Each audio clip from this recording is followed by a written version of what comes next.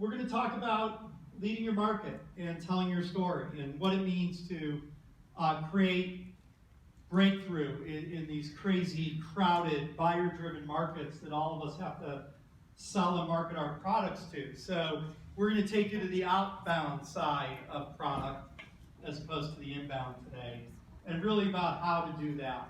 And we're going to talk about the hero's journey a little bit today and finding the magic in leading your market. Now, any Game of Thrones fans in here besides me?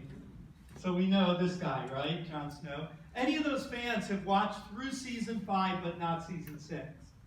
Because if you have and you don't want to hear a spoiler, leave right now. In season 6, or at the end of season 5, I think, of Game of Thrones, Jon Snow, our hero, ventured across the wall to take on the White Walkers, these demon-looking skeleton dudes, defeated them, only to come back to his fort to be killed by his brethren. Now, my wife, who really likes Jon Snow, or the actor who plays Jon Snow, was very upset because she thought Jon Snow was gone. And I said, no, don't worry, he's coming back. And she said, what do you mean he's dead? I go, he's on a hero's journey. The hero always dies, or almost dies, and always comes back. Sure enough, Jon was back in season 6. So what does that have to do with high-tech marketing? Well, we want to make our product magical and take our customers on a hero's journey. And this isn't about the hero's journey of using the product. This is about the hero's journey of acquiring the product. Why should I bring this product into my organization? What transformation can I create? And the hero is not our product. The hero is our customer. So that's what we're going to talk about today. So, well, it makes a noise, but it doesn't advance. Oh, there we go. So before Tim and I introduce ourselves, and we will a little more formally in a second, I want to talk about my model for market leadership. Do you want to just give me the clicker and see if I can see it work? All right. Maybe press the same button differently. So I think about market leadership in 3 phases.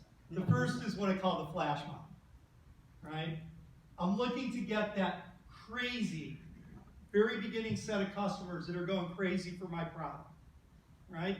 If I'm lucky enough to get them, the next phase of market leadership is what I call the parade. And Jim Barksdale, who's the CEO at Netscape when I worked at Netscape, he had a lot of great sayings, such as, I'm the boss around here. If I tell you that ants can pull the train, it's your job to hook them on up. And he said it in his southern Louisiana or Mississippi drawl, which I can't do it. He's about 6'5", so I don't even try to imitate him.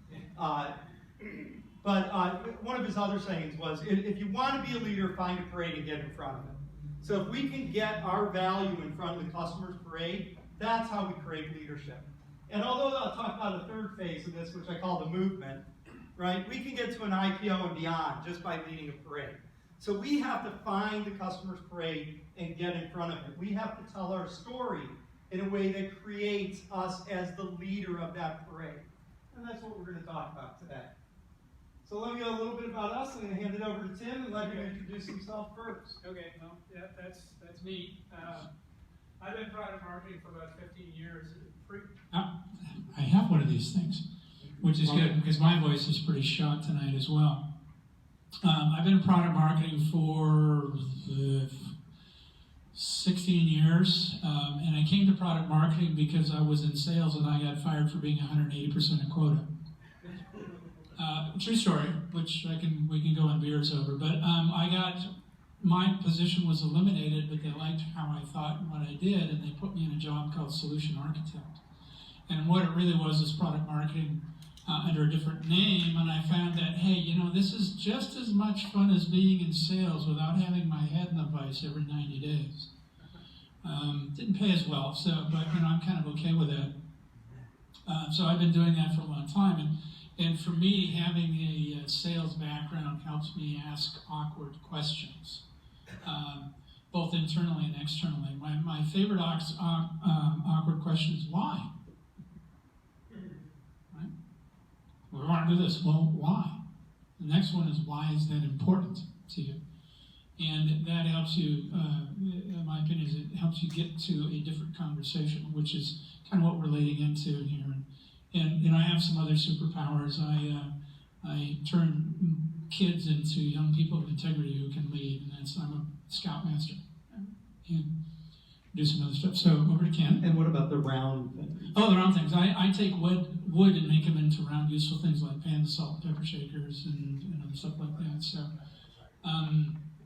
part of why I put that in there is that it's it's very easy for us to be takers, to be consumers. You're here to consume what I have. But if you're not giving, if you're not creating value, not only in your job but outside, I think you're missing something if you're not adding additional value elsewhere. Thanks, Ben. A little bit more about me. I'm a marketing consultant. I do B2B go-to-market work, primarily on strategic messaging and positioning. I am a storyteller. I like to think of myself as a storyteller. And I've recently added hero worshiper to that. Because I've really started to look at the hero's journey as a metaphor for everything I do and everything I try to do in marketing. I just read A Shoe Dog by Phil Knight. Anyone read that? Wow. Wow. I mean, I picked it up. I was actually in Eugene, Oregon, visiting my daughter at college, and I picked up Shoe Dog because I thought it was like, yeah, it's kind of fun to read about something that's from somewhere. And Phil Knight started in Oregon and Eugene.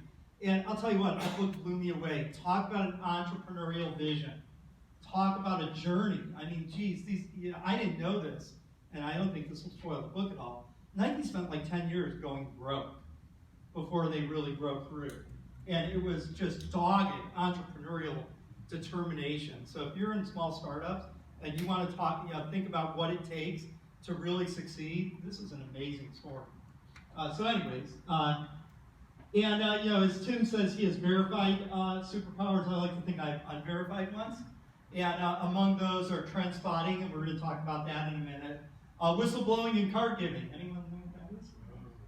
Soccer. Referee, yeah, soccer referee, which is always fun. I coach also, and teenage mind reading, because I have pretty much 4 teenagers at this point.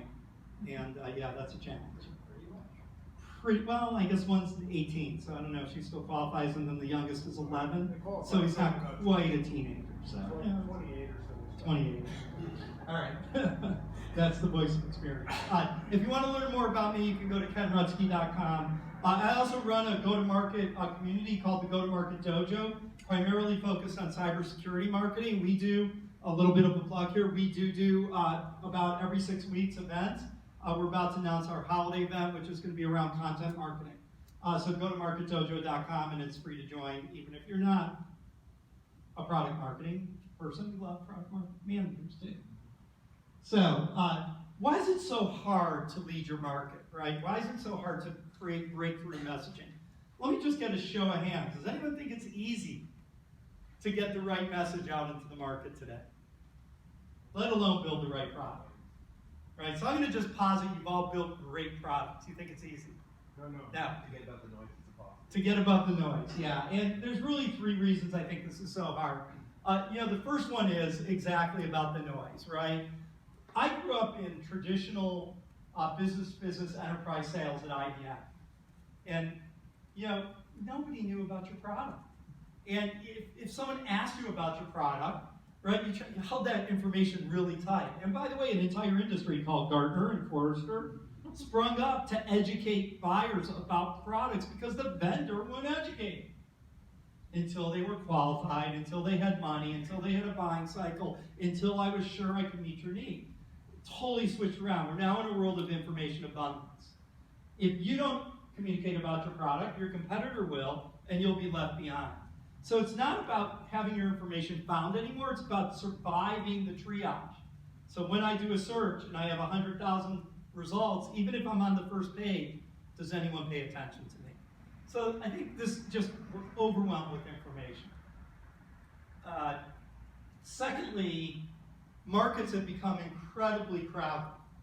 Anyone here do marketing technology products? Product manager in a MarTech company? Not much company. What's that?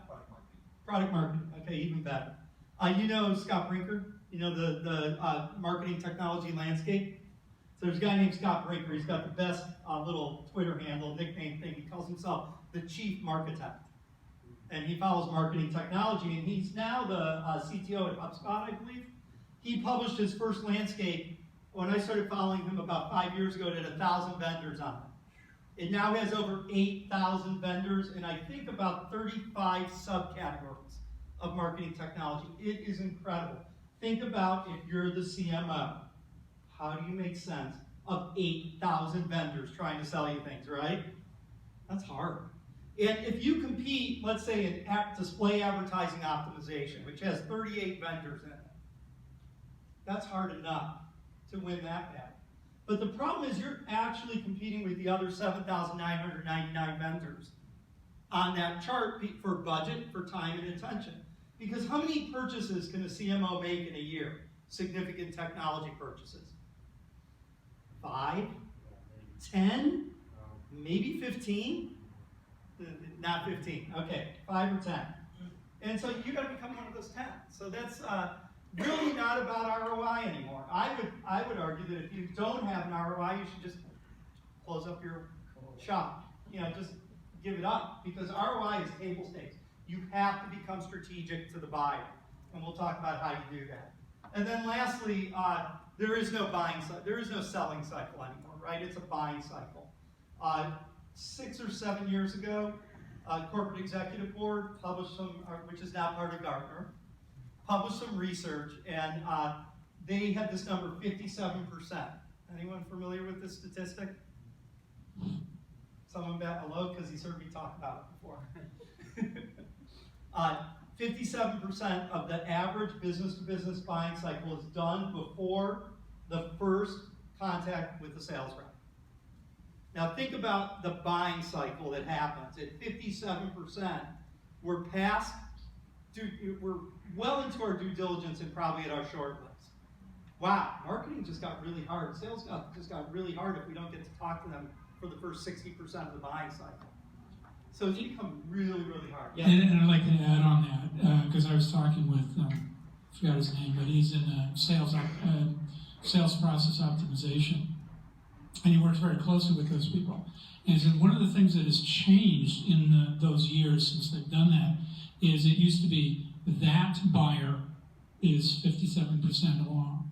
Now, it's not that buyer, but it's the 8 other people in the organization who are part of the decision-making team. So they're all that way down. So not only are you educating that one guy, you're educating the 7 or 8 other people that are also in the decision. Sounds like fun, huh? It's hard. I'm going to turn this off. Test. Which button? Select. I muted it. There we go. Okay, so it's hard. We all agree. Let's move on and talk about what we need to do about that. So I think the way to break this, to break through, to get above the noise, and set the stage to win is to take your customer on a hero's journey. And I talked a little bit about this. A guy named Joseph Campbell, in 1946, I think, wrote this book called A Hero with 1,000 Faces. Anyone read this book? Yeah, the myth, the monomyth. And what Campbell's monomyth said is that all of our mythologies, whether they're religious, cultural, across all cultures, all geographies, all mankind, follow this same, what he called the monomyth of the hero's journey. And in about 1968, I think, one of the people at Disney Studio read Campbell's book. And he said, all of our movies need to follow that framework. If you've read Watership Down, it follows that framework. Anyone ever watched a movie called Star Wars? Hero's Journey. Well, also, Campbell was a consultant for Lucas. Because Lucas was a disciple of Campbell. Campbell became a consultant. I didn't actually know that. So, I'm not surprised to hear that at all. Now, Campbell's framework had 12 steps. Each of those 12 steps has about 13 sub-steps, so there's like 187 steps. The pragmatic guys left. It's almost as complex as the pragmatic framework. Just kidding. So the first step is you admitting you have a problem. I'm Tim, and I have a problem with marketing. That meeting is down the hall. So, when I was writing my book, I was like, oh, this is about the hero's journey. And I pulled up this framework, oh, that's way too complicated. So we'll talk about how we simplified it in a little bit. But the hero's journey goes like this. The hero is living in their world. They're disrupted and pulled into an alternative reality where they have a death or near-death experience. They meet the god or goddess. They're given a magical gift. They return to their world to make it a better place. Many of our heroes have to go through that journey like 4 or 5 times, right? So I'm just thinking, like, Luke is a simple farm boy, right? Go. What was it? He goes out to find Obi-Wan, but the sand people start him down, right? And then he meets Obi-Wan and is drawn into the world of the Force, and so on and so on. Given the gifts. Yeah, Is it your death the experience? lightsaber. has a near-death experience. Yeah. That takes him a few movies. He has Yeah. several of them in the trash compactor. Oh, that's right. He does that as well. So yeah, you get the picture. This is my favorite hero right now. Anyone with young kids under 15 seen this Lego movie? Right? Even better than Star Wars. Everything is awesome, right? That's the start of it. Everything is awesome. Oh, gets pulled into this other reality, meets the Morgan Freeman character, who's the god, is given the piece de resistance, the magical gift, and returns to his world to make it a place. And how does it end? Everything is even more awesome. All right, so he's a great guy. So we're gonna put you guys to work. So anyone who came here and thought you're just listening to Tim and I, sorry. We're gonna put you to work. We're not that entertaining. Yeah. And this is the framework we're going to use. And this is in my book, and I'm going to give a few copies of the book away for people who volunteered and all that kind of fun stuff. But basically, this builds off the hero's journey framework. Same thing. And if you think about telling a story, you can be customer-centric or solution-centric. Right? You can talk about the present or the future. And so if we go around this story wheel from the bottom here, and we say, the world's like this. Here's a trend I want to talk to you about. It's a subscription economy, says Zora. Right? People know Zora? Zoara, I think you pronounce it. It's a subscription economy. If you keep doing things the way you have been doing them, you're going to miss all these opportunities or be in this pain. I'm going to suck you into that pit of despair, as Campbell calls it. What if you had a different approach? What if I could give you my magical better mousetrap? Then you could go and turn your world into a better place. And this story framework works. I've implemented this at about 50 customers in the last decade. FireEye. Okay, nice success story. Nimsoft bought for $350 million on $35 million in revenue. And I could keep going. Electric Cloud, which is killing it, and we're going to talk about that. So I'm more than just arm candy. There you go. It's changed how we do business. It's changed how we interact with our customers, and it's changed the number of customers we're interacting with. So we're going to let you take your product or service through this framework tonight. So we did this at Product Camp, and how long were those sessions? 35 minutes or something? Yeah, pretty fast. Yeah, and this really should take weeks. So we're going to do it in an hour and a half, in another 40 minutes. So strap on and get ready to go, and that's our plan. So that's our roadmap. You've all got these. Pull one, start writing on it. Make it up if you don't have a product to do. Talk to your neighbor if they want to do it with you. If you're here with someone from your company, even better. Okay, So hint, start down here. yeah. So let's talk about the roadmap. First is, the world's like this. We're going to spot these trends. If you keep using that expected solution, you're going to have all this pain or miss all this gain. What if you took a different approach, had some innovation, changed your mindset? Then you can make the world a better place for your company. I'm selling to you. Okay? You've heard me say this already. It's a crowded market. It's impossible to break through. You can't just keep using feature, function, and benefit marketing, or you'll never. And I haven't given you the whole spiel because I'm not here to sell you anything. But I can tell my story like this too, but we're going to use Tim and Electric Cloud to do that. So basically what we're going to do is we're going to walk around the story wheel. I'm going to explain the theory. Tim's going to show you how Electric Cloud put it into practice, and then we're going to give you time to do it. Okay? Any questions? Make sense so far? All right. Let's rock. Step one, today's reality. Tim, you want, so actually, how do I go back? Okay, so what we want to do is talk about the customer's reality. We want to take your shoes off and put the customer's shoes on. This is not about you. This is about your customer. So what's going on at the Electric Cloud customer? With any customer, any company today is a software company. They have to be. It doesn't matter what industry you're in. The pace of change and disruption is only increasing. It's touching all sectors, all size companies.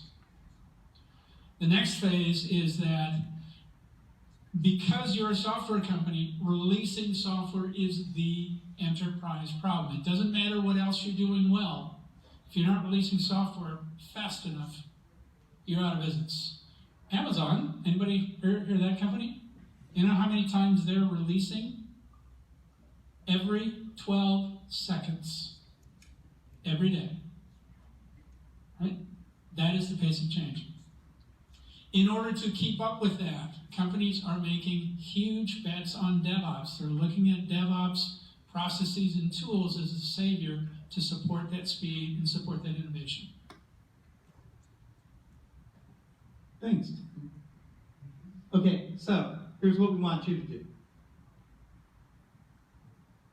When I say go, which will be in a few minutes, start just writing down a list of things that are impacting your customer. Technology-wise, societally-wise, economically. Things that are keeping them up at night, things that are getting them excited to get out of bed in the morning. Not things about you, not things about the problem you solve or anything, but things about what's going on in your buyer's mind.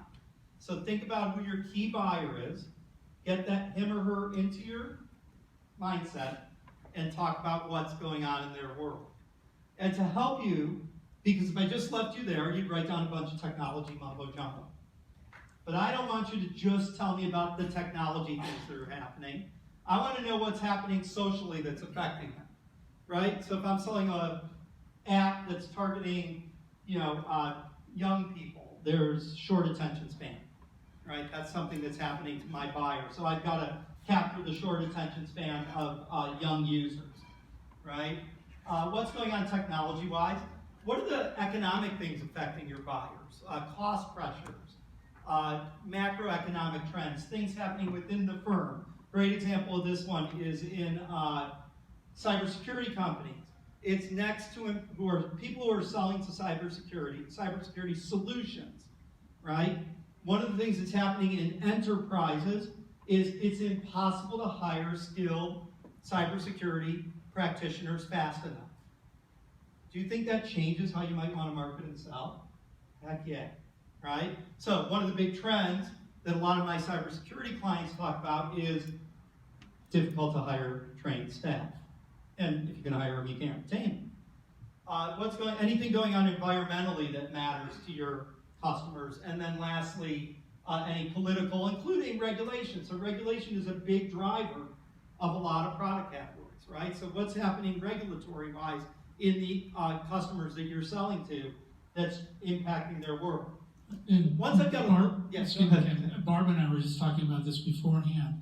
Not only is there regulatory, like in financial services, healthcare, and all this, but there is a rapid deregulation going on across a lot of industries, and that is disrupting industry as well. So it's not just increasing, but there's also decreasing stuff. So you've got disruption. That is something that can factor into how you're talking about things. And you're sitting at Facebook. Does the political environment impact you right now? No, not at all. Not at all. Okay, so once you have a list of, let's say 10 things written down, then I want to put them through a couple filters. Which ones are the most important to my buyers? And which ones can I actually help them with? Because those are the way I get the list down to the nice 3 that Tim has there. Right? So when we do this with clients, we usually start with a list of 70 or 80 items and try to whittle it down to 3. Since you don't have an hour to do this, you only have about 6 minutes. Try to get a list of 8 to 10 and then just put an asterisk next to the 3 that matter the most. There's extra copies of the framework laying around everywhere. So if you want to use one for scratch paper and one for your final version, just let us know. I got a few more in my briefcase. So I'm going to give you guys now About 6 minutes. Got any pens? I do not.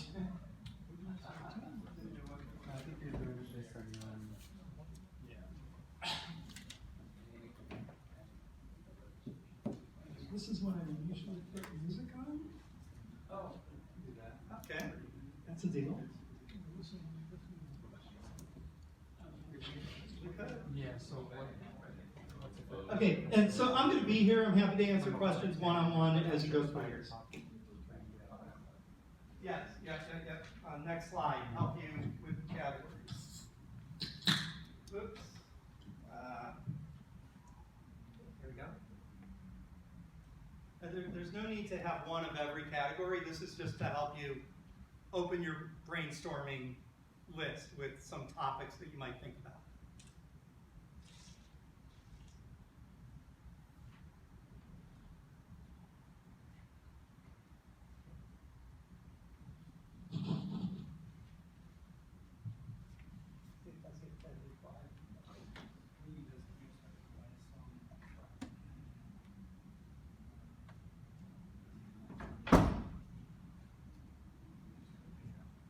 Everyone's busy writing, it must make the assignment make sense, so that's good.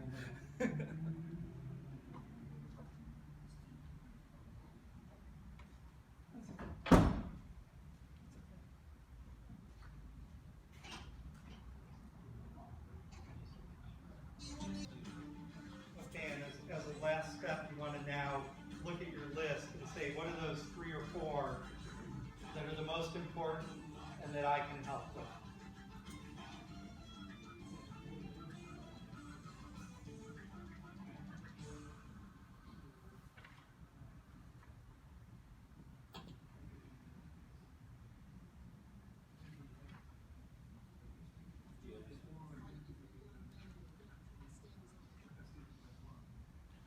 Okay. There's some pens. Now that we're done with the exercise. All right. Anyone want to share their top 3 or 4 items that are their trend spotting items? Anyone? Beside you? Come on. Let's give someone else a chance. That's fine. Go ahead. Go ahead. Oh, We'll let someone else do it next. So a couple of big things. People are busier than ever, less time to manage various aspects of their life. And kind of related to that, they're now, especially the sandwich generation, you're trying to juggle kids and your own parents and your life, maintain those connections, and coordinate things. And the final piece is money is tighter or making decisions more complicated, what to buy, where to get value, Okay. are all sort of these 3 pieces of what's going on. And I'm hoping you're selling something that helps me manage that hectic juggling that I have to do in that world. It just so happens. One would hope. Okay, cool. Actually, anyone else want to share, before you tell us your things, just tell us a little bit about what your business is and who you're selling to. Sure. So we sell software for optometrists, Great. and some of the things that they have to deal with is being able to focus on their patients and not on running the small business that they're trying to keep afloat. Being taken seriously as doctors, they have competition from ophthalmologists and then also from medical doctors. And then the industry pressures, they have like the optometry associations and then big insurance companies that they have to deal with on a regular basis instead of just being able to be doctors. Yeah, so that's great. What's your name? Patrick. Thanks, Patrick. So, hand for Patrick. And the door prize. Oh. So, the door prize is my book. There you go. All right, so Patrick, I think one of the things I'd like to try to work on with you, right, is if we were to work on that, is what's like going on? Is there cost pressure because of the competition from medical doctors? Is there insurance reimbursement things that are changing in the industry? Are there things like that I can glom onto? Now, it also depends what your software does, right? But in the space of the solution space that we're going to get to next, what are those big things that are really putting pressure on or creating opportunity for them? Yeah. So that's where I would go with that. Okay. Okay, so let's push on. So the next step is to say, okay, I'll let Tim do it for Electric Cloud. The world's like this. If you keep trying to solve the problems I solve for you, the way you're expected to, which is this, you're going to miss all this opportunity or be left with these unsolved problems. So we're going to ask you to both say, what's the expected solution that customers expect to use to solve the problems you solve, and what are the gaps that are left from an opportunity or the pain that they remain? So let's get our role model here. Okay, so part of the expected solution, conventional wisdom. Let's look at open source. There's all these tools. Hey, there's Chef, there's Puppet, there's Jira, there's Jenkins, there's SonarQube, there's all these. Let's put all these tools together. Or let's do lots of scripts. Scripts are great, right? But then you get islands of automation. Now you've got one little bit here and a little bit there, and you got gaps and manual handoffs. And then there's this assumption that there is only one way to production. There's a straight path through there, and that's the way it works for everything. Unfortunately, the reality is it requires all hands on deck. We call it the $1 million conference call. It starts at 8 o'clock Friday morning with 60 to 100 people, and it ends sometime Sunday night after you've decided to roll back because the release never worked. Or it's some last minute heroic effort to save it. Anybody read Phoenix Project? One, Brent, right? The one guy in the organization who knows how to do it, right? If you're relying on this, on these open source, on all these point tools and this massive team and so forth, what results is, what you get is the operations falling further and further and further behind. While you have development doing all sorts of their sprints, which all of you guys are doing, even over the wall to the operations guys are going, holy crap, right? You've got a skills mismatch. You've got a cadence mismatch that leads to constant fire drills. It means people working nights and weekends and burnouts and poor quality of life. It doesn't scale. It may work for one product, but when you've got a pipeline, when you've got hundreds or tens of, or dozens or hundreds of products, it does not scale. What that results in is what we call release anxiety. People don't want, oh crap, we got another release this weekend. I guess I'm missing my kid's soccer game again. And when we workshopped this with Electric Cloud, I remember this really well, because what we said is, people expect to have to work weekends.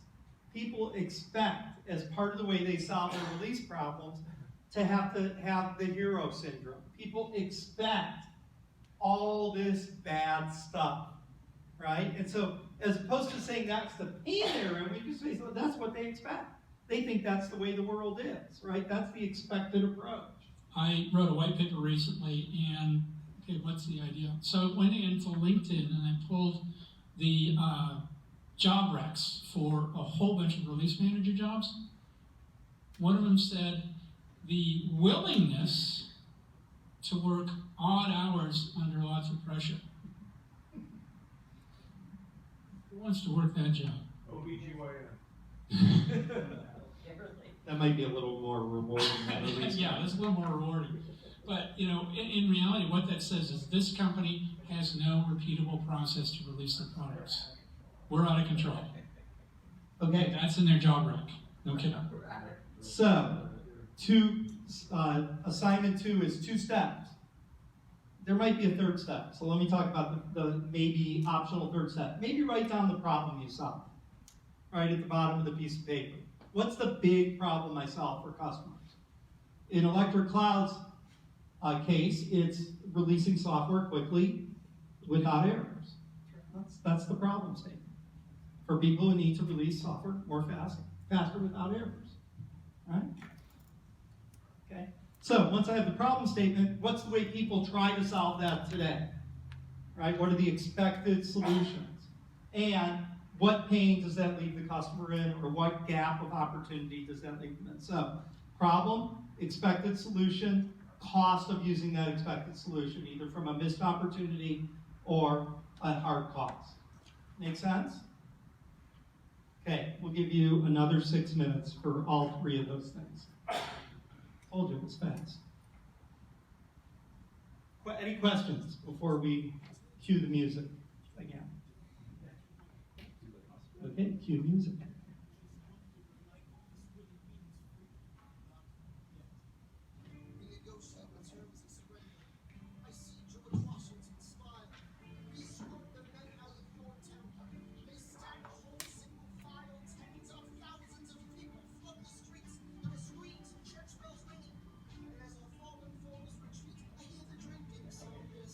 So let me answer that question.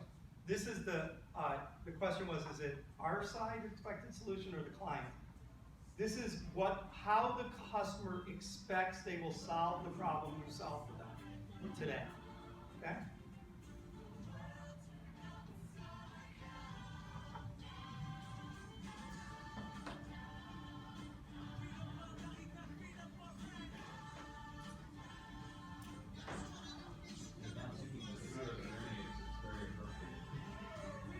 Yeah. Okay.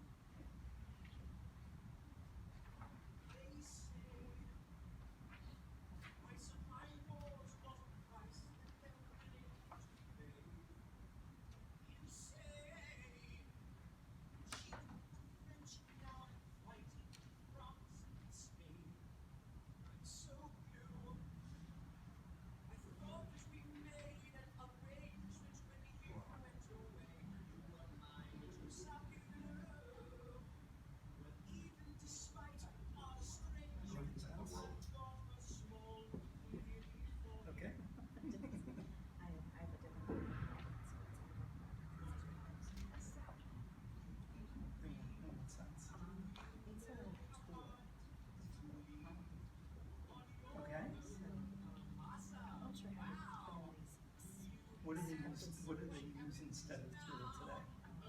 Manual process. Okay. Well, that's the expected solution, right? Is manual process.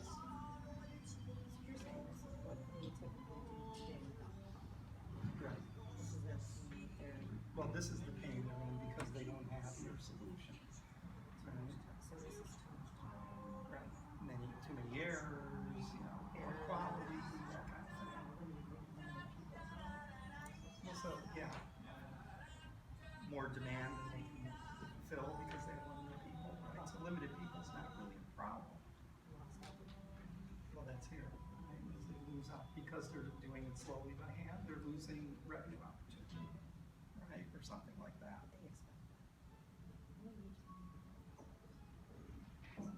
Educating, there's a better way, right? So that is part of the cost. Yeah, I think that's the pain.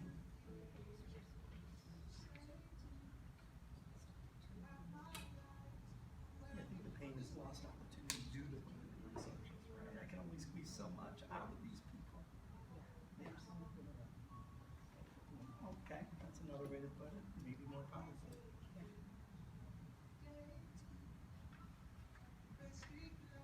Give up, Russ.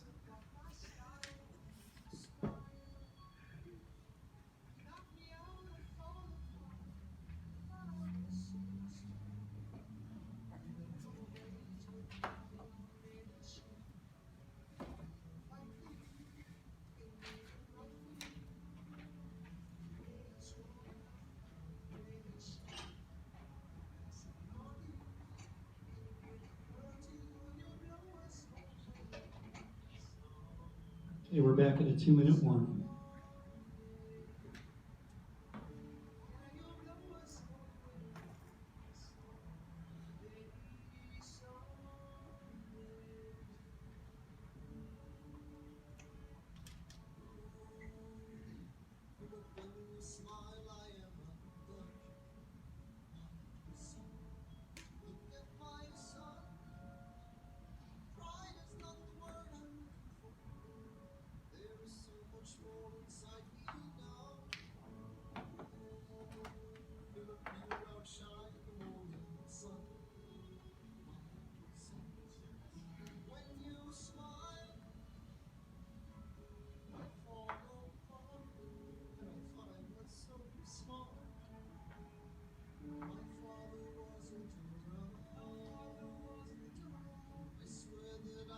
Okay. people writing. We'll give it a couple more seconds. I'm going to volunteer from this side of the room. Anyone want to volunteer to share their problem, expected approaches, and pain and gain? Pain or no gain? Anyone? Okay. Siraj? Yeah. Siraj. A customer wants to compete with products in China, and they don't care about differentiation or anything. They care about cost. Okay. That's it. Period. That's the problem. Getting to low cost. Yes. Okay. So what's the approach they take today to do that? So one way is they already have existing products shipping in China. They leverage their sales channels and bring the established channels to bring the cost down. But I think they realize that that advantage is going to go away very soon. Okay. So they are in the process of finding ways to compete with the products in China. Okay. So they're dependent on low-cost parts from China. And their expected way is to just keep pushing the supplier for a lower cost, right? And what's the cost to your customer for continuing to depend on that?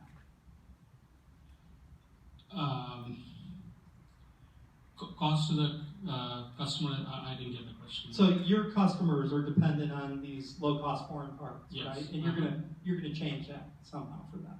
Right. Okay. So what's the pain that they're still in, or what's the opportunity they're missing if they keep pushing on their supplier to, provide those low-cost parts more and more? Yeah. So one thing is definitely they're cutting down on their profits, right? By doing that, that's number one. The second thing is, the whole premise with which by differentiating their product as against these other products, that is slowly, going away, Okay. right?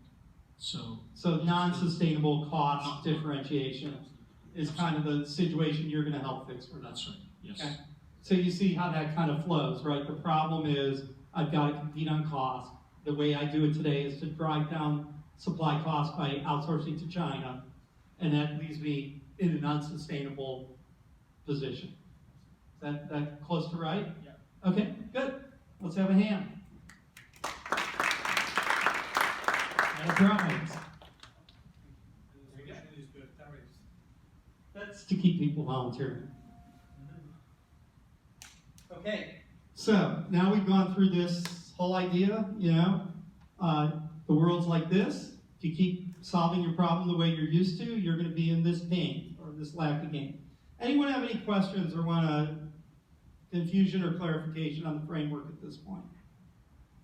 Okay, we'll have a couple more chances to volunteer here. So now we're going to go up to the upper left of the framework, which is basically to say, you've been doing it wrong all the time, and I've got the magical gift for you. Now, yes, over there. So, there are a lot of trends, and there are these trends resulting into a lot of what we call expected problems. But you have to choose those trends and those problems which are really painful and are blatant and critical for today, rather than something which is aspirational. So I'll just give you an example. There might be trends in machine learning and stuff like that,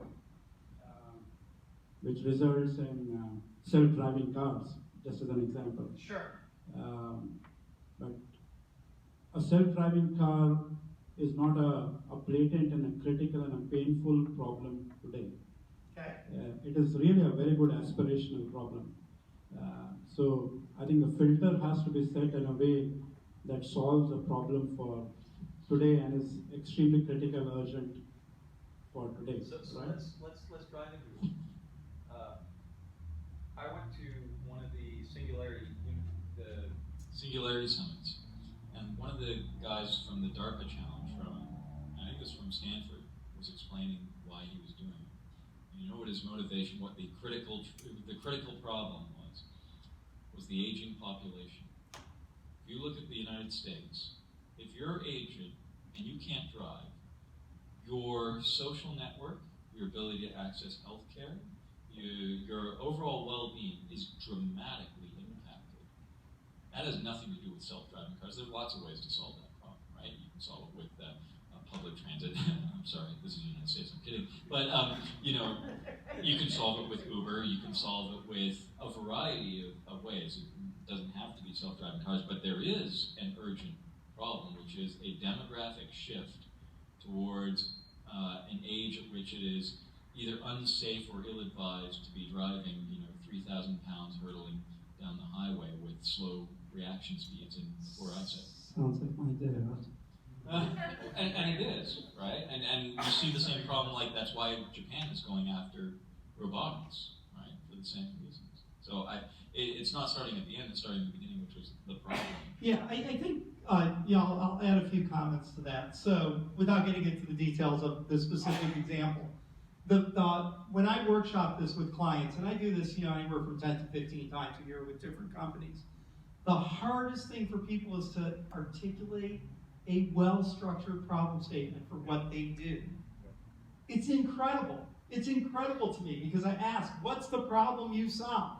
And I either get one of two things, this really down in the weeds problem that no one would ever care about, or this really high up in the air problem that everybody would care about and nobody can do anything about. Too many of them start as technology driven.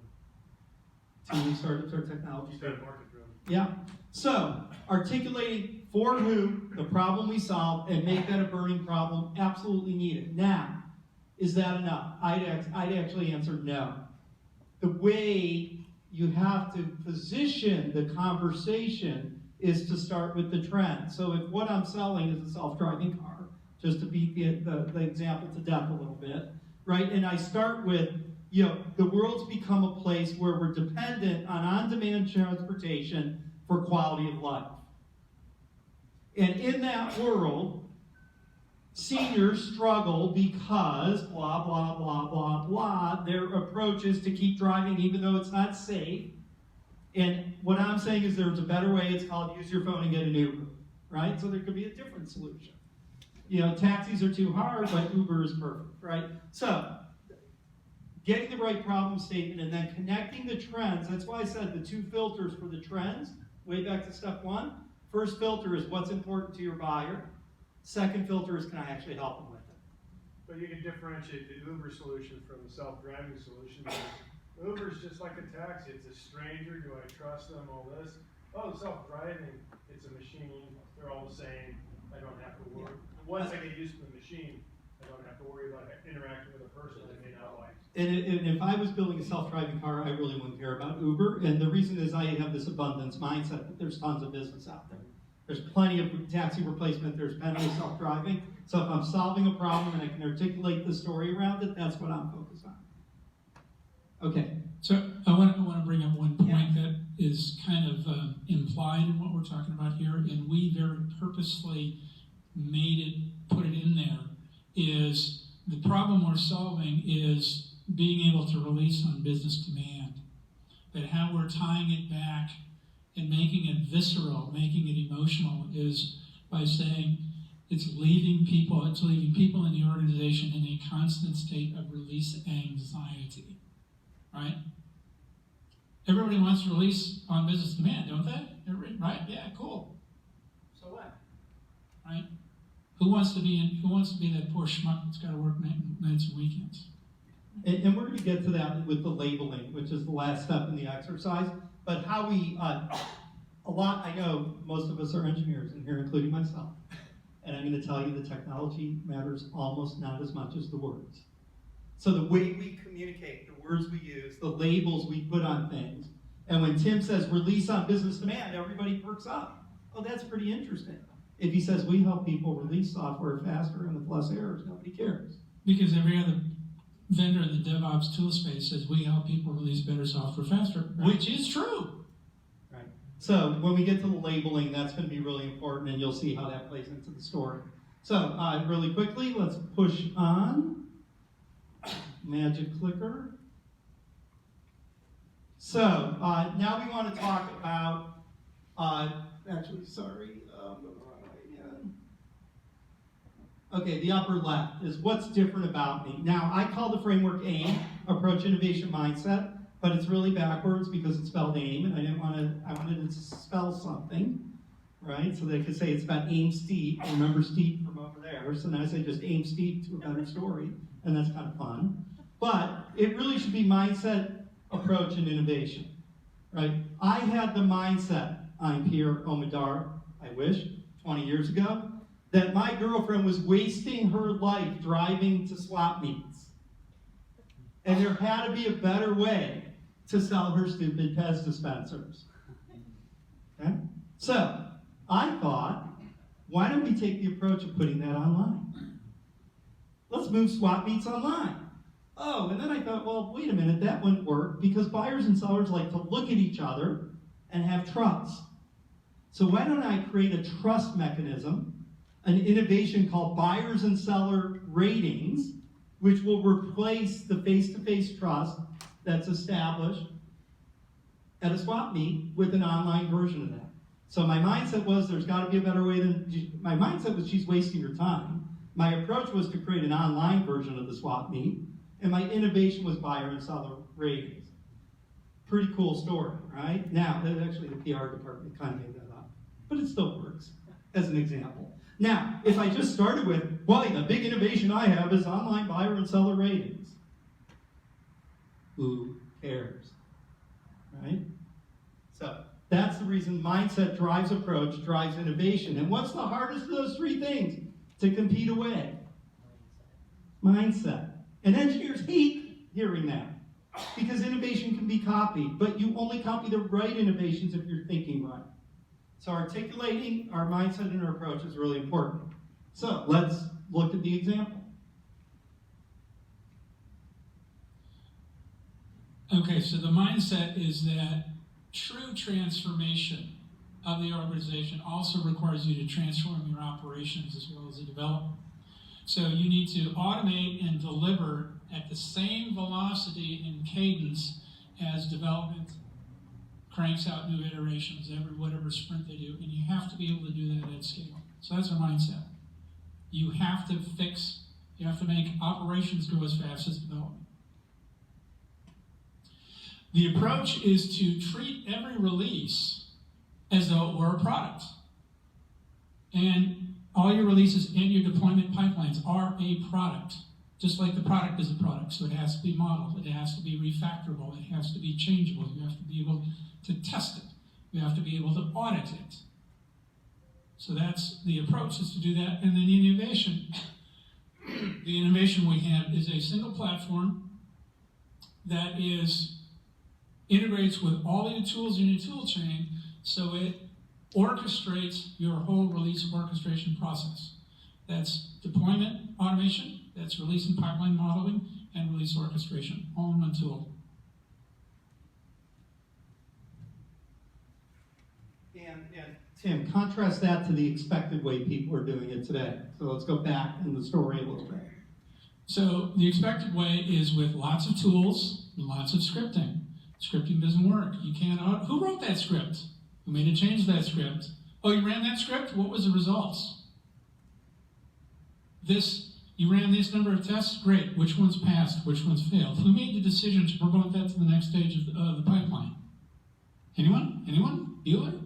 Right? Brent is off today, but we're down. What do we do now? Brent left the company. What do we do now? Where is all that institutional knowledge? Oh, we're a financial trading company. We just got a FINRA sweep letter. We have 3 weeks to provide an audit of everything. How are we going to do that? All right, so 4 minutes for this one. What was your mindset? Now, sometimes it's good to go back if you're a founder or were around at the beginning or have talked to the founder, kind of like, we started this company because we thought blah, right? And then we took this approach of doing this, and to do that, we had to deliver this magical innovation to you. Okay? So, mindset, approach, innovation.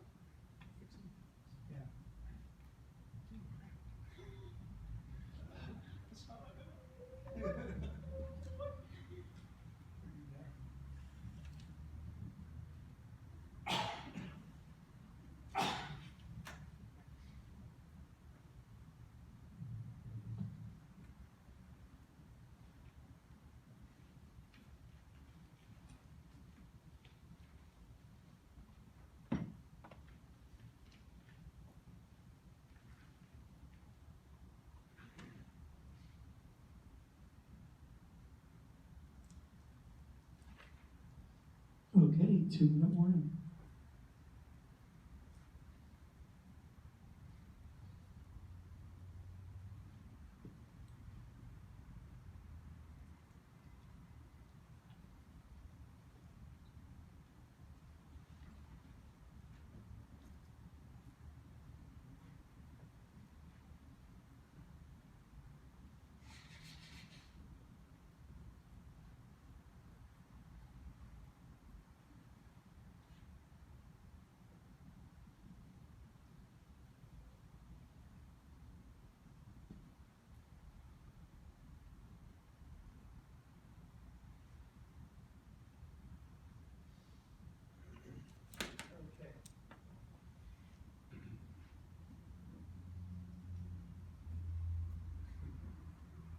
Okay, by a show of hands, who is not feeling a little bit dazed, confused, and overwhelmed at this point?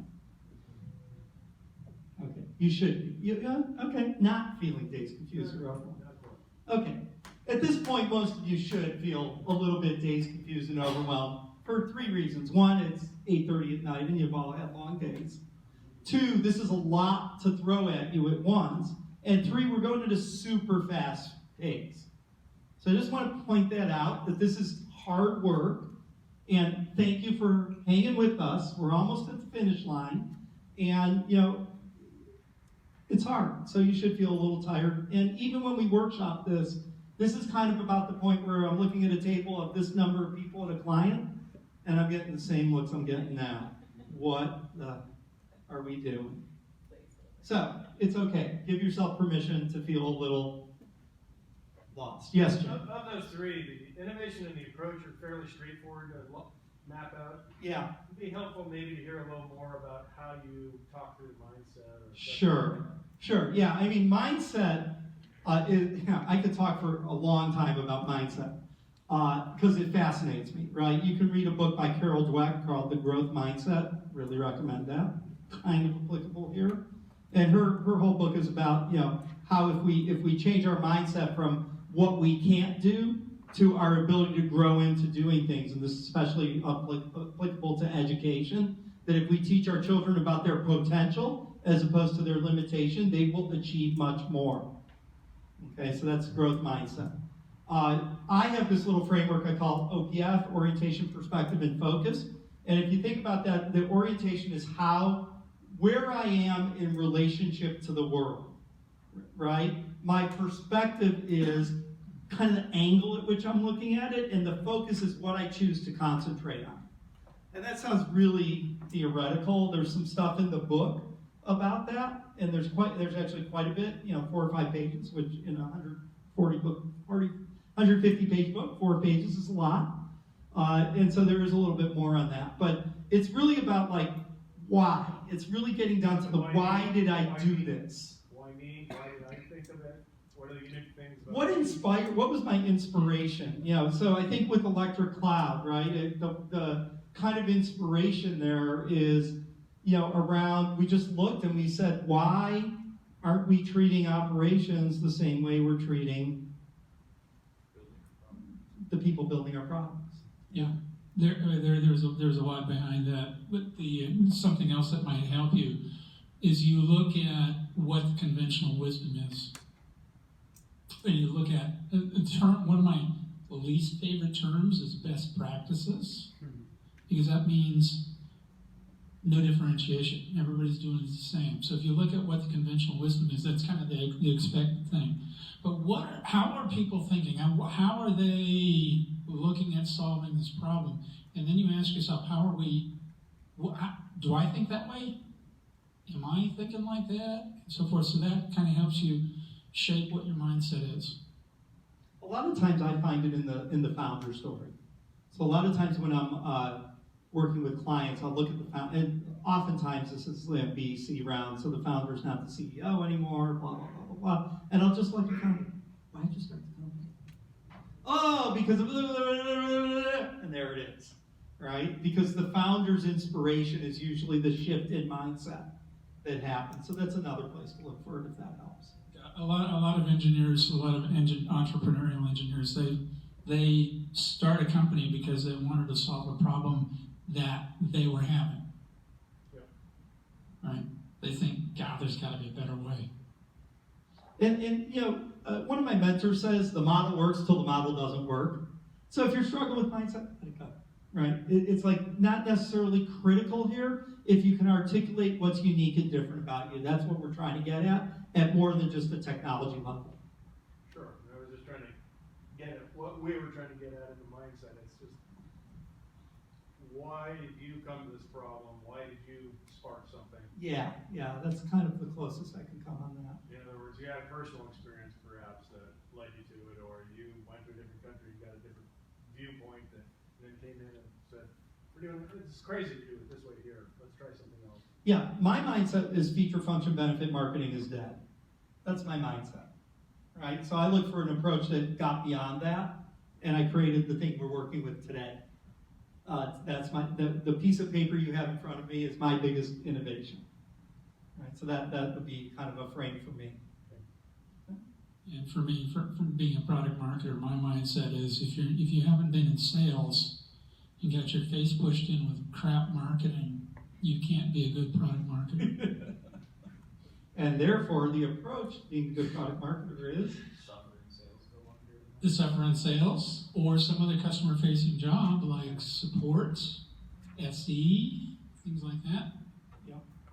Cool. All right. Anyone want to share their innovation kind of better mousetrap story with us? All right. Should I give a little bit background? Or? Yeah, give us just a quick run through on what you do, and then lay it on. Yeah, so we're kind of competing with Google Ads in the advertising space. We're actually solving an issue that a lot of advertisers are not happy with their ad performance, and they have to spend a lot of time kind of optimizing their ads and running over budget, and blame somebody, and so internally and externally for bad performance and no sales or low sales. I've been there. And our solution is to pretty much redesign the ads instead of harassing people with these ads all over, we are proposing interactive ads that people who can ask relevant questions, and if people cannot answer, they immediately get some value out of that. Instead of being constantly sold, they'll try to educate them on the relevant questions, and then kind of try to sell it through education. So it's kind of solution that they can selling through polls rather than constant messages. Second, it's optimization of ads optimization in terms of instead of manually choose the ones which work and rebudgeting, these have to be automated. And I don't think that Google has done a good job on that. Make a smart sequence of ads, so instead of being retargeted with the same ads all over the internet, Right. Get people actually tell them a story, be able to get engaged them and have the whole sequence that they actually learn something from that instead of being constantly kind of harassed with the same ad. And get the users incentives to actually interact with an ad, give them something back, give value. So for us, we give them some points, kind of gamification, and build their actual own profile for them if they engage with these ads more. Awesome. Let's give Dan a hand. When I hear that, what I hear is the mindset is that reading ads doesn't work. And the approach we took is to create an educational, multi-tiered something or other. And the innovations we had were blah, blah, blah, blah, blah. Right? But I think it's about your crux of your story that I heard, right, was about ads should be interactive and educational. Right? That was kind of the mindset or the approach we took. Right? That's what I took out of that. Yeah, the Right. conventional wisdom is people don't want to look at ads, so we'll just figure out how to show as many ads to them, and we'll make it up in volume. Right. If the problem, I think that's really good, because if the problem is my ads aren't breaking through, the usual approach is to throw more money or try to build better words or better images into the ad. And what we're saying is, you know what, that's never going to work. You're never going to get above this level of performance, right? Or you're never going to get out of the bidding war, maybe. I don't know, right? So what you really need is you need this more interactive, experiential, blah, blah, blah. Seth Godin's permission marketing applies here. There you go. Read Seth Godin's permission marketing. Okay, so the last step is to define the brave new world, which is basically, if the customer comes with me on this journey, what's that transformative state that it's going to leave their organization or themselves in? Okay, so I'm going to take this. This is everything is even more awesome now, right? So Tim. Okay, so with our stuff, you can release on business demand. It's not just a dream. We have the ability to, we have the flexibility to, we're the only solution that has the ability to start fast so you get value right away, but can also adapt to the pace of change that is out there, new technologies, new processes, new things that you discover. You have complete visibility and control of your entire pipeline from idea all the way through to release into production, as well as full auditability and control over that. And we are the most reliable at any speed or scale, whether it's one application a week or like one of our banks who has 1,500 applications that they are releasing all at the same time. So with this, to be able to release under business demand, you need to be able to start fast and adapt. You need unprecedented visibility and control, and you need the most reliability at any speed and scale. And if you do, you can eliminate release anxiety. Nicely done. And then the next thing we do, and we're going to let you do this and wrap it up, is we try to label these 4 quadrants. Now this is really, really the hard work because we're asking you to write a two or 3 word poem, right? This is hard enough because it's kind of the short story, but now you want to summarize it in a couple words. So let's look at the version of this from Electric Cloud. Oops. Forward. So companies are making big bets on DevOps, which is resulting in a cadence and skills mismatch. What if you had adaptive release orchestration that allowed you to release on business demand? How cool is that? So you see how we boiled the whole story down into 2 sentences. And that's hard to do. And one of the tests of your story is, can you scale it down to a sentence or 2, and can you scale it up to an entire marketing campaign, right? Because you want that scalability from slogan all the way to white paper or even book, right? That's one of the tests. The other thing that we tend to do, and then I'll let you guys try to do this, if you're brave enough, is to lean our story way too far to the left. And one of the things I always look for is, can I tell the story without even talking about the problem or the solution? So for example, for Electric Cloud, people are making a big bet on DevOps, and if you don't come on this journey on me, or if you come on this journey with me, you'll be able to release on business demand. Isn't that interesting? Right? I haven't even talked about the problem. I haven't even talked about my approach. I just said, here's the world today, wouldn't you like it to look like this? And if you can do that, you've got gold on your hands. You really do. Okay, so we have 2 options. We're getting close to 9 o'clock. You guys can try to do this. Or if there's a willing volunteer, I'll let the group decide this. If there's a willing volunteer who wants to work through it as verbally with me for the whole group, I'm happy to do that. Or we can just let you guys keep going and try to finish your work, which is kind of the bias I would have. And then maybe we'll get a volunteer to walk through their version of it. And then I'll even volunteer to try to give you labels if you walk me through your story. So, focus on the brave new world. What's the transformed future state for your customer? I'll give you about 180 seconds. And if you can put labels down because they've come to you during this process, just write them down before you forget them.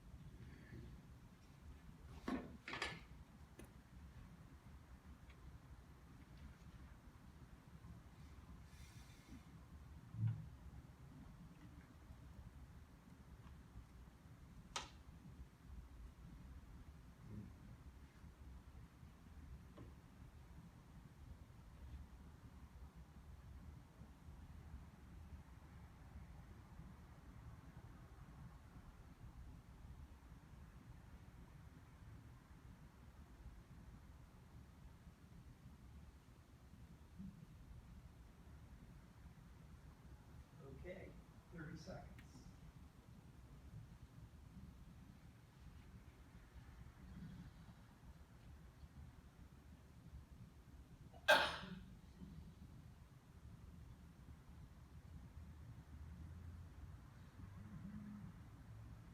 Does anyone notice we start fast and then we get faster as we go?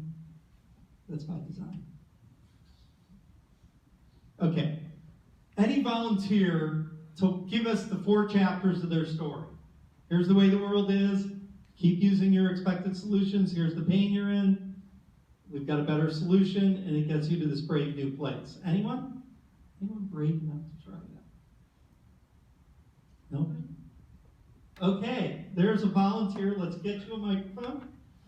Why don't you start by telling us about your company and your business a little, or your product and your business a little? Okay, so our company is a data center colo company that has big customers, some of which are in here. And one of the trends that I have to deal with is that our customers are constantly asking for, I'll just brand it, custom orders. Okay. Custom orders, we are a highly disciplined organization where policies and procedures are like the military. You know, Right. You have mistakes are not tolerated, or they're, we're in the deep nines of uptime and that sort of thing. Yeah. Okay, long story short, custom orders are becoming more and more prevalent, common, and coming at a faster and faster pace. Okay. We have to have a workforce that adapts and is updated and competent at dealing with the customers, custom orders, and associated policies and procedures. Okay. The pain is that they're human. The amount of things that we're expected to know and be updated on and be competent at on a regular basis is just getting to be unmanageable knowledge base. Okay. So that's the pain, because we're starting to see it's a workforce and customer satisfaction issue, and so the pain is if anybody screws up, the customer dings us, and that's bad, and all kinds of satisfaction and confidence, and so I hope I'm working this. I hope I'm on track here. So the better mousetrap game plan is to the all pain no gain, then traditional way of going about it was just send out slide decks and hope everybody reads it and nobody screws up. Right. So the innovation to try to address that the current mindset before we get to the innovation. Yeah. Mindset first, you said that. Try to listen. Is to just do the checkbox training and keep pushing it out there, and if our learning management system says you looked at it, you did it, you know. Okay. False reality, what do you call it? I forget. So getting down there, so the innovation is to assign a accountability chain for the knowledge transfer with a manager sign-off, where now the accountability is not the individual, but the manager's responsibility. So that was required of technology and whatever to make that happen. And I think I'm ready for Brave New World here. So going forward, assuming that all works and we keep up and everything goes as planned, we'd have confidence in our competence from the customer. The number of screw-ups is minimized or non-existent, and our custom order business is growing. And I think, I hope I rode the right rails on that. Now here's what I absolutely loved about Vince, is he took the framework and he applied it in a totally different way, right? Of how they're improving their product to deliver to their customers. I would have never thought to do that. So that wasn't really like the customer-facing story, as opposed to, it was kind of like, here's what we're doing to be a better service provider to you, right? Which is great. I think it was awesome, because it took the framework and it used it in a different way, which to me, as the creator of the framework, is really exciting. And I think it actually made an interesting story if you're going to then go to a customer and say, here's how we've transformed ourselves, right? And the way we used to approach things was this, and that left us with this challenge of meeting your needs and delivering custom orders. Now we're approaching it like this. We've changed our mindset, and that means we can do for you what you need. So it's a really neat kind of application of the framework, so nicely done. And I would argue, okay, I've got yours. There we go. I would argue that you have two customers. You have your internal, because you said it's military discipline, so you have to convince them that this system works. And then the outward-facing customer is, we can adapt to whatever your needs are. Right. Yeah, hold the pickles, hold the lettuce, special orders don't upset us. Just made that up. Really? All right. That was really good. So thank you. And hand for Vince. Awesome. Okay, so any questions before we wrap up? Any thoughts, ideas, things that spurred in your mind, not just questions, or something you'd like to share? Yes, sir. Well, I'm curious if you see this tying really closely to move towards sort of content-based marketing. I think it does, but I don't know if that's just a mirage. Yes and yes. Yes, it's a mirage, and yes, I do think it's tied. I think this is the most important content you can build for your organization. And if you think about using this in a content marketing framework, and that's actually the next slide we're going to show, Tim's going to talk a little bit. We're kind of out of time, but we'll go over a few minutes, right? We can do that. You think about, you actually have 5 stories to tell here. So for Electric Cloud, they've got a story about talking what it means to make a big bet on DevOps in your organization. What does that mean? Second story is, we've noticed this thing called a cadence mismatch. Let's explain it to you. Right? Third story is the product story, least interesting. Right? And the fourth story is what it means and the benefits of releasing on business demand. And then the fifth story is the whole story. So now you think about how much content you could generate out of that, right? So this is really high test fuel for the marketing efforts around content marketing. Yes, sir. You mentioned scaling up and scaling down. I would just put it out there. It's really easy to write the book. The hard part is to write the short piece. Oh, yeah.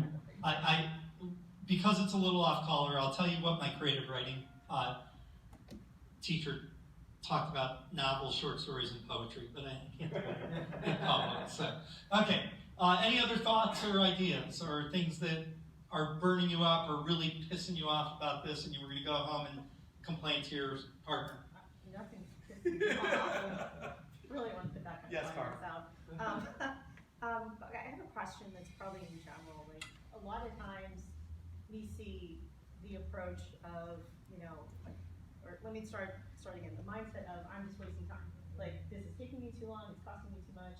That's usually the mindset, right? And we always get this approach of, well, software solves everything. I hear this from, Right. right? Everybody's heard that, like from your boss, from your customers, whoever. And it's so like wide open that you just start down the path and you say, okay, well, what do we solve first? And sometimes I think, this idea of, well, we do this all in one as a solution, like that's Right. the approach. And it just means, well, we took this task, and this task, and we combined it together. And that worked great for you, but that didn't work great for, this other market segment or these other people in the same group, Yeah. for example, of your customer base. So how do you look at this as being more applicable in that scenario? Yeah, I mean, you're kind of into this best of breed versus tool set kind It's of already thing, out right? there. And there's all this. There's a whole another conversation. We do a whole nother session about category creation and category management. I do think, like, when I think about categories, there's kind of like 3 ways to create new categories. There's something that's brand new, right? There's something that's a combination of things, or there's something that's a part of something that you're pulling out and making bigger. And so I think all of those are valid approaches, and they can all work, and a lot depends on the dynamic of the market you're in, whether it's a replacement market, or you're trying to create a new market segment, or you're trying to disrupt the market by combining things, right? So I guess that's a long answer to say, yeah, it depends. I think the mindset I'm looking for, though, is what's our mindset? Why did we take the approach we did, right? As opposed to you could take this approach. So maybe that helps a little bit, too. Okay, Tim, let's talk about executing. So you've got this great story now, and now you got to tell it. Do I have to go through the whole thing? Because I already did. I did. But the first slide is a setup. Companies are making big bets on DevOps to stay current because of disruption and because of the speed of development. Now, one of the things we put in there is we put in that scene from the Lucy show where she's on the candy belt. Yes, right. For those of us old enough, which I'm not, to remember that. But the more frequent development cycles, overwhelmed operations, putting transformation at risk. Why? Because releasing software is hard because of all of these reasons. That's that expected solution, right? What if you had this? Here's what the components that you need. Modeled pipelines that you can start fast. You can easily adapt to change. You can measure everything. You're secure all the way across, and you can go home on the nights, evenings, and weekends, right? And there's a solution. It's electric flow, and we use the only solution. We use some maxims here. Only solution to start fast and adapt. Unprecedented visibility control, and the most reliable at any speed or scale, because all of those count. And then, you do need product messaging. Here's the ROI, blah, blah, blah, blah, blah, right? But you don't start there. You start with that transform world, because even in this scenario, when you hear the benefits Tim's talking about, they're not the hard dollar coded benefits. There's eliminating release anxiety, releasing at the speed of demand of the business, right? Those things don't show up in an ROI calculator, but they show up in the story. And that's the difference between kind of the value messages that you then want to put under this story and the story that you want to tell to set up the value messages. This is about creating the parade and then closing the deals about the value messages, and that's a whole different topic there. Okay, so this is what my clients have kind of experienced, right? I look for a magnitude change. If you can go in and tell the right story, I talk about a 6x change in 6 months on your marketing demand gen and lead revenue performance, right? That's the kind of thing you want. You want dramatic revenue marketing metric improvement. If you do this well, you can achieve that. Second, you're talking about a different sales engagement and conversion, right? You're engaging in a different conversation and you should be converting much better. And as we talked about, this is really the high test fuel for your content marketing programs. So for us, the payoff has been we've hit pretty much all of those, but we've also been able to go into deals where we lost a technical deal and took it away. And these are 7-figure deals, right? So it makes a fundamental difference. It gives you a better conversation with C-level people. For us, You lost the deal on like a speeds and feeds kind of thing. Speeds and feeds. And you pulled it back based on that. We pulled it back based on having that conversation and the C-level people saying, tell us more. They didn't tell us about that. But we had to go back and prove that we had the product to do it. Right? But we fundamentally changed the conversation. Say that again? The only currency is stories. I might use that one. Did someone famous say that? Also, all right. I'm sure. So here's the good news, right? You don't have to write the next Game of Thrones. It isn't that hard because none of us could probably do that. You don't have to write the next Lego movie. But I think if you take this framework and apply it to your business, you can change the way of your sales and marketing dynamic and lead your market and become a market leader. So, I actually even think about using this internal. Like Absolutely. I'm not touching end customers for my product, but you have internal customers. You have customers. Yeah. So, my wish for you is success in your hero's journeys, your customers' hero's journeys, and your business's hero's journeys. So, thank you. I enjoyed it. You've been a great group. You've hung with us till 9 o'clock on a school night. Looks like we'll get out of here live again. And I'm happy to hang around here and chat for as long as people want to hang around here, or 9:30. Thank you. Thanks so much.